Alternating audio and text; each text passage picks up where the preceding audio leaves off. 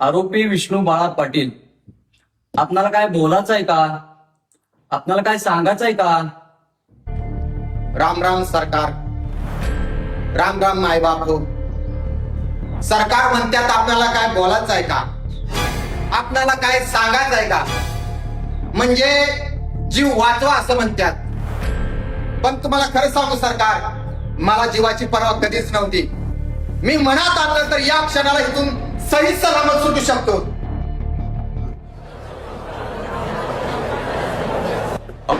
Order. पण नाही, शब्दाला रोखलंय मी. एक शब्द आणि दुसरी नीतिमत्ता, याशिवाय विष्णू बाळा उघडा आहे.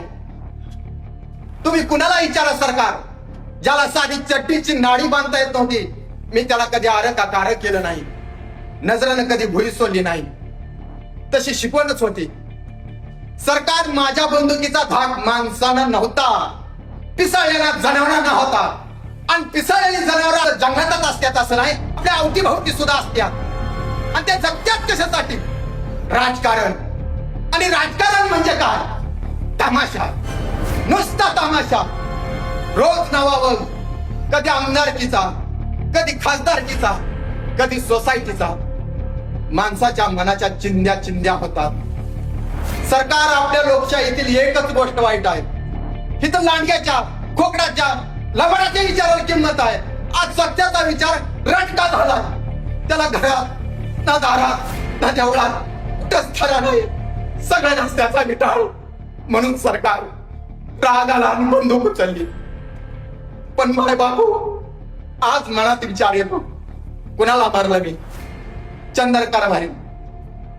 ज्या कृष्णाच्या डोळ्यात आम्ही पोहलो खेळलो, त्याला मारलं मी. जगू धोंडी, सक्का भाऊ, सक्का चुलत भाऊ, एकच घर, एकच अंगण, एकच वसा, त्याला मारलं मी. हरे पाटील, मी कुस्ती मारून आल्यानंतर गुलाल उधळायचा आणि फटक्या म्हणून मला उचलायचा, त्या हरी पाटलाला मारलं.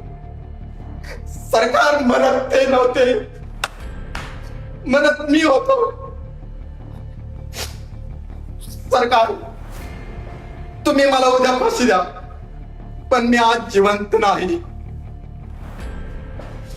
पण नाही, आमच्या माणसाला कुणी मारत असेल, त्याच्यावर कुणी हल्ले करत असेल, तर ते बघत बसणे की आम्ही त्याच्या बच्चा नाही, हा मी काय नाही.